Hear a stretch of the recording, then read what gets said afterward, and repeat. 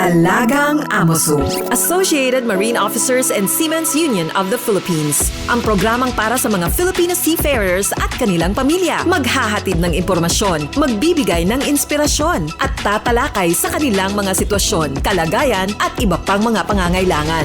Alagang AMOSUP.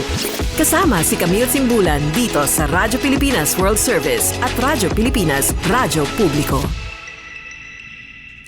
Magandang araw po at welcome po muli sa Alagang AMOSUP, ang serbisyo publiko sa radyong hatid ng Associated Marine Officers and Seamen's Union of the Philippines o AMOSUP at ng Radyo Pilipinas World Service. Sa programang ito ay pinag-uusapan natin ang iba't ibang mga programs and welfare services ng AMOSUP para sa mga miyembro at dependents ng ating union. Tinatalakay din po natin dito ang mga napapanahong issue tungkol sa mga karapatan at kapakanan ng mga magigiting nating Filipino seafarers or sea-based overseas Filipino workers. Ang Alagang AMOSUP ay napapakinggan din po sa flagship station ng Radyo Pilipinas Radyo Publiko 738 kHz tuwing linggo, alas 7 ng gabi hanggang alas 7:30 ng gabi. Special shout-out sa mga miyembro ng AMOSUP at sa lahat ng mga Pilipinong mandaragat sa iba't ibang panig ng mundo na nakatutok sa atin. Alagang AMOSUP dito sa Radyo Pilipinas World Service at Radyo Pilipinas Radyo Publiko. Okay, just a quick recap. Ano ba ang topic natin last week? Ano ang shipboard training at kahalagahan nito sa mga kadete? Ang resource person po natin ay si Ms. Riza Cruz ng Maritime Academy of Asia and the Pacific, ang onboard training supervisor. At pinag-usapan po doon ang kahalagahan ng shipboard training at kung paano hinahanda ng pagsasanay na ito ang mga kadete natin para sa real world, real life situation pagsampa po nila sa barko. Ngayong araw naman, pag-uusapan natin ng isang napakahalagang usapin, ang enforcement o ang pagpapatupad ng Maritime Labor Convention 2006 in port states. Kaya isang karangalan para sa atin na makasama ngayon live sa ating studio ang dalawa na International Transport Workers Federation o ITF Inspector. Mula sa Canada, si Mr. Nathan Smith at ang our very own ITF Inspector Manila, si Chief Engineer Arvin Peralta. Good morning and welcome to Alagang AMOSUP. Thank you. Good morning, ma'am. Good morning. Good afternoon at good evening. Depende sa manonood. Yes, okay. So thank you so much for joining us today. So, ang topic natin ay enforcement of the MLC 2006 in port states. Ito po, syempre, ito yung mga day-to-day na ginagawa niya sa inyong trabaho bilang ITF inspector. So, the first question is, can you briefly tell us how you chose to embark on your career as an ITF inspector? I know both of you used to be seafarers. So how did the transition happen? So for me, I've always been an active member of my union. I worked on tugboats and I've always been a labor activist, somebody who stands up for workers, and I've worked alongside international seafarers and saw the abuse that they were dealing with, and I felt like that was the next step in my progression of being a labor activist. And my coordinator gave me the opportunity to do that. So I've been doing it since 2018, 7 years now, and it's the best. I get to help people for a living, so yeah. That's good. Kayo naman po, Chief Engineer. I'm a graduate of MAAP, the School of AMOSUP, at ang school na yun ay produkto ng isang union, at dahil po ang ITF inspectors po ay parang mga labor inspectors ng union. Ako po ay nag-apply. Nagamit na ko naman po yung background ko as a chief engineer dahil ang pag-handle ng case o pagre-resolve ng mga concerns ay parang nagto-troubleshoot ka lang din. Hanap ka ng kung anong root cause, hanap ka ng mga possible tools at para ma-resolve yung isang concern na nare-receive namin in an effective, efficient, and empowering way. Mm-hmm. Thank you po. So what does your day-to-day usually look like as an ITF inspector? So my day is routine inspections. I do a lot of routine inspections. Seafarers contact me on a regular basis. My inbox on all my social media and emails are full. So I sift through those to see which ones are in my port, and There's working with port state control and flag inspectors, because I'm the MLC expert in my port. So I'm not only used as a ITF inspector, but also as the MLC expert. So routine inspections and finding issues going on board. There's back wage claims and repatriation issues. Canada right now has a problem with visas for on-signers. No problem getting seafarers home, but seafarers getting to replace the crew, there's a problem there. So I'm working right now with the National Seafarers Welfare Board in Canada to fix this issue. And so there's a lot of meetings, a lot of trying to lobby the government on changing regulations and yeah. Every single day is jam-packed. I can just imagine. How many ships do you usually inspect in Canada? So I do about three ships a day, and it's depending because every day is different. Some days I wake up and there's a lot of cases that I can deal with correspondence on. So maybe if it's an abandonment case, it could take me the whole day just doing one ship. So in the year, maybe 200 ships a year or more, somewhere around there. Wow. Yeah. How about you, Chief Engineer? Unlike other ports, Manila is quite different because Manila is a hub for recruitment, employment, deployment, and repatriation, in which it adds additional workload on case handlings because in those processes of seafarer employment, we receive concerns, complaints from seafarers, and if yes, our priority is to inspect ships of classified as flag of convenience, but if we receive concerns and we classify this as a priority, we make sure that we go through it first because some cases are really time bound, and you need to really attend to it and give your best. So what are the usual issues that you come across? I can just imagine it could be a wide range of issues that you deal with every single day. For you, it could be, as you've mentioned, it could be abandonment or any harassment, bullying issues on board. So what are the most common? Wage claims, not paying on time. So I often deal with non-compliance of the CBA, the collective bargaining agreement, or not paying as the contract of the seafarer if they don't have a CBA, just not paying on time. Repatriation, that's what I've mentioned before too. Just getting seafarers home on time, so keeping them on against their will. 11 months is the maximum duration of the Maritime Labor Convention, so oftentimes we see contracts that go far beyond that, and also, when the contract's done, they're entitled to go home. And often companies will say, well, next port, but the next port never comes, and so that's a problem. Provisions is also another problem. Food, we're always finding rotting vegetables and rotting fruit and cockroaches and bugs in the provision locker. The upkeep is sometimes not great, but also just the quantity and the quality. So in my port, they try to wait until they go to a cheaper place like China or Singapore where they can get provisions, and not get it in places like Canada or even Japan where provisions are higher.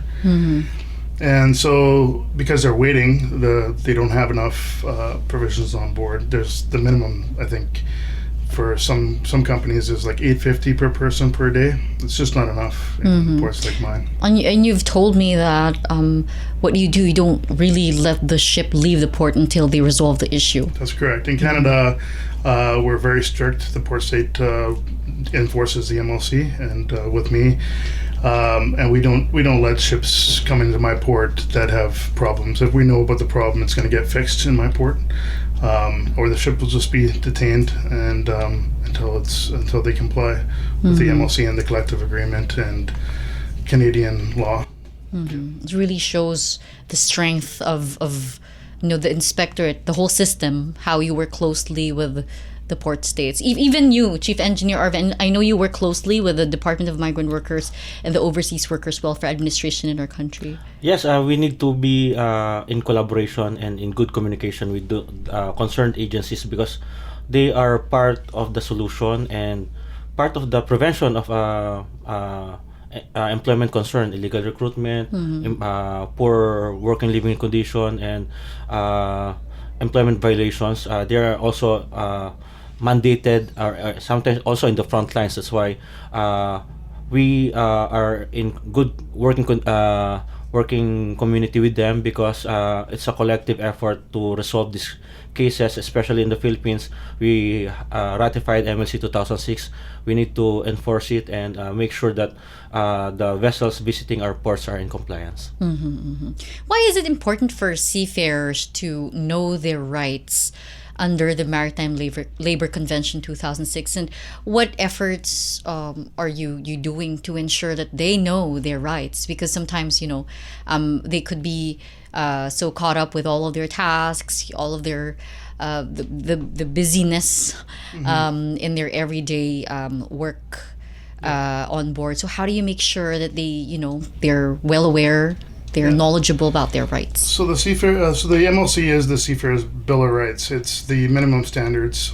So a lot of times on my ship inspections or just talking to seafarers, I give them a copy of the MLC. I have a digital copy. I give it to them. I say, read it. You need to know this. It touches on the minimum standards of what they're entitled to. I'm giving them the copy. I'm talking about it. I'm talking about how what the titles of the MLC, what sections they can look at to so for instance like food and repatriation and where they can look, and it's the minimum standards. So they need to understand something. A lot of times seafarers just sign contracts and do not understand contracts. They just look at the total number and they sign. They don't know anything, any kind of what they're entitled to.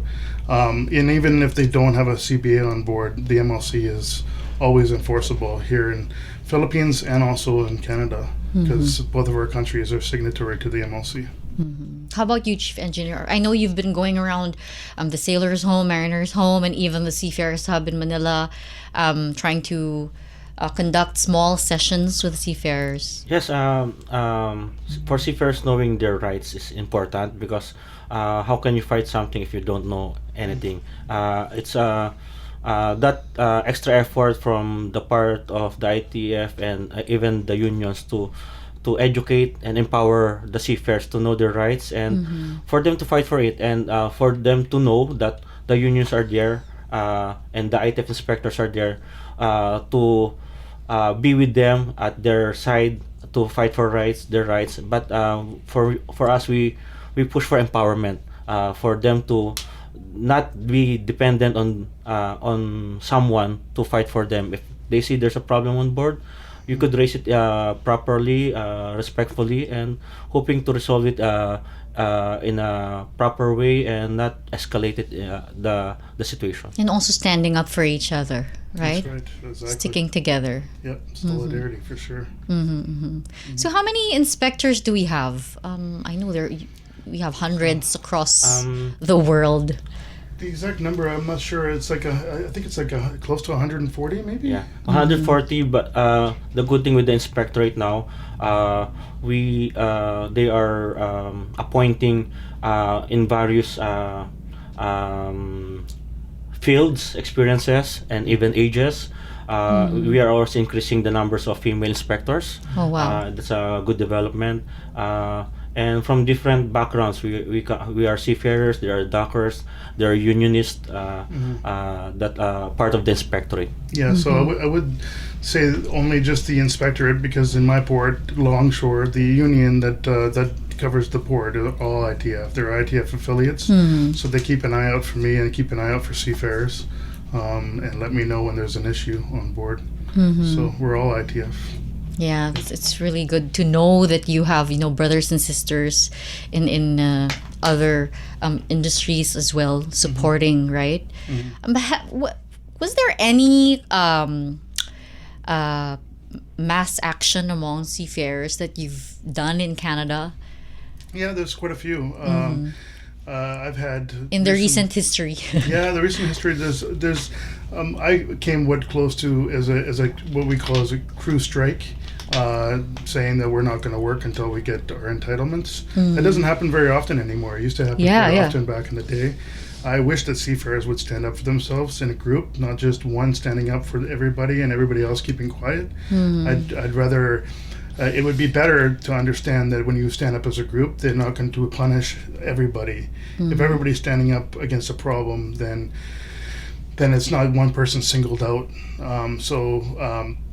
So that happened in my port, and it was because they didn't get paid their wages on time. The living conditions on board were horrible. They didn't have any food. They were getting something we called portion control. They had like basically prison plates that had the sections, and they were only getting a little bit of food, and they weren't allowed any more. And the food locker was locked, so they couldn't get. And so all these seafarers were very skinny and malnutrition because they weren't eating properly. Just save on money, and they had so they didn't even have a recreational room on board. They didn't have a working TV, so no entertainment. Mental health was crazy on board. They were struggling. They didn't have any gym or anything that they could do some exercise on, but they didn't have any energy because they weren't eating. It's so unbelievable that these things still happen today. I mean, it's like modern slavery on board. It's not good. Yeah, it's modern day slavery. 2025, you wouldn't think it You exists. wouldn't think, yeah. You see a ship and it looks beautiful. Everybody on that land that don't know, they see a ship, they go, wow, it's a nice ship. But they don't know the conditions on those things. And what That's happens terrible. at sea stays at sea. And when you come into the port, seafarers need to understand that we labor, and there is people looking out for them on the docks. And It's when very they're in important. our port, they're underneath our law. We can do things. It's important to know that they have a right to really, resist that kind of condition, that kind of treatment. And aside from that, if the seafarers are not that motivated or that not unified to go for a strike, if it leads to that, the affiliated port workers union could do the strike for them. That's right. Because they can hold the operations and to pressure the vessel owner or the captain to do the right thing. Exactly. Yeah, because it's sometimes the seafarers are just, they just want to keep their jobs, of course, their livelihood, because it's what feeds their family. So one thing that what happens is seafarers get taught early, maybe in the schools, that do not talk to labor, do not tell anyone your problems, otherwise you'd be blacklisted, never work again. And it's just the way seafarers need to understand the way to complain. A lot of times it would just be that we're standing by and you can talk to us secretly, and places like Canada, we find ways and solutions to not get them in trouble. There's many ways to deal with a situation, and we never relinquish who is telling us the information. And we don't necessarily, in my port, I don't really care the name of who the seafarer is. I just need to know the problem on board the vessel, and then when I do my routine inspection, that's the focus. I'm focusing on that area, and I'm not going to miss it if I know there's a problem there.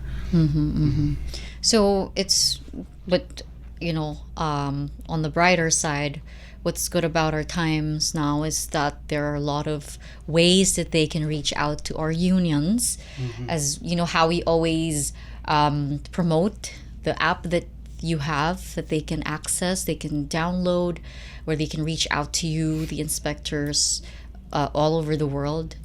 Can you share with us the details of this, or any other platforms you have that they could? So they need to know that there's an ITF Seafarers app, and also online, itfseafarers.org. Website? Yeah, the website. Is that ITF Global? Yeah, that ITF website? Global as well. There's And ITF ITF Seafarers. Seafarers, we have also. IDF Seafarers. And it has contact details for the inspectorate. So if you type in the name of the name of the country, the inspectors will come up in that country, so they know they have our email address or telephone number. There's many platforms. There's even the ITF the welfare well-being. Sorry, ITF well-being app that also seafarers should be downloading. Or if they don't know who to contact, in general, they can contact in any platform the ITF Seafarer support by email, in the website, in social media platforms, and there are dedicated staff to receive them and delegate the concern to a concerned ITF inspector or affiliate in that area. Yeah, you can also seafarers can also reach out to longshore in my area. Not on all ports, I guess, maybe, but also the Mission to Seafarers, the other Seafarers. seafarers welfare organizations. Yeah, they often have a direct line to us, and they can also give contact information to the seafarer. All right, so it's good to know that they have those options, and also important to emphasize that you don't really need to identify them when you inspect so their data, their identities will be protected if they report something. Because I understand seafarers. As a seafarer myself, I understand the fear. Also, because knowing Philippines and Filipinos and them feeding their families and their families and maybe their neighborhood sometimes, they're not gonna put their job on the line. That's how companies take advantage of them. That's why it's modern day slavery. They take advantage of them because they know that a lot of times they're too scared to reach out. But they need to understand that us ITF inspectors can deal with things in many different ways, and there's many ways to complain or to say the problems on board the vessel. All right, and I think it's also that's why we keep on repeating these information, because of course we've seen the report that the seafarer abandonment is on the rise in the past recent years, and the Filipinos are on the top 5. I think they're the second. The Indians second? are first. They were number one, and now India has taken over that, but they're number two. So I think more than 60% of the world seafarers are Filipino. I think is what I believe the number. But we deal in my port. It's mostly Filipinos. Yeah, you said 90% of seafarers are Filipinos. It's mostly Filipinos in my port. The direct Asia run from Canada to Asia. So yeah. So yeah, it's important. Perhaps we can flash those informations on your screen so you can take note of them and reach out to your inspectors across the world, ITF inspectors in various ports across the world. So any final message to our Filipino seafarers or viewers? Yeah, I just would say you're not alone. You move the world. You need to know how to contact us. You need to feel comfortable to contact us. We're your friends. We're not your enemy. We're not going to get you in trouble. We're here for you. ITF inspectors are, the proper name is ITF FOC campaign inspectors. We are the inspectors of ITF for the FOC campaign, and flag of convenience. Yes, and I really hope my fellow seafarers will read more about MLC 2006 and the advocacies of ITF against abandonment, against the FOC vessels, and the rights of general rights of our seafarers. That's why we would like for them to be empowered, to be more knowledgeable, and for them to communicate their opinions, their concerns, and maybe their suggestions. And as a union and as ITF, if those points are really good, then maybe it will change the world. Yep, stay strong, stay safe, and Solidarity. Solidarity, exactly. All right, thank you very much. So before we end the program, say goodbye, I would just like to promote our own AMOSUP Contact Center for any concerns or any questions about the service units, the welfare programs of our union. We have a telephone number 632 8527-8491 until 98. Mobile number for Globe, 63945 795-5345, and for Smart, 63920-437-1496. You can also follow us and join our AMOSUP official Facebook group and Facebook page.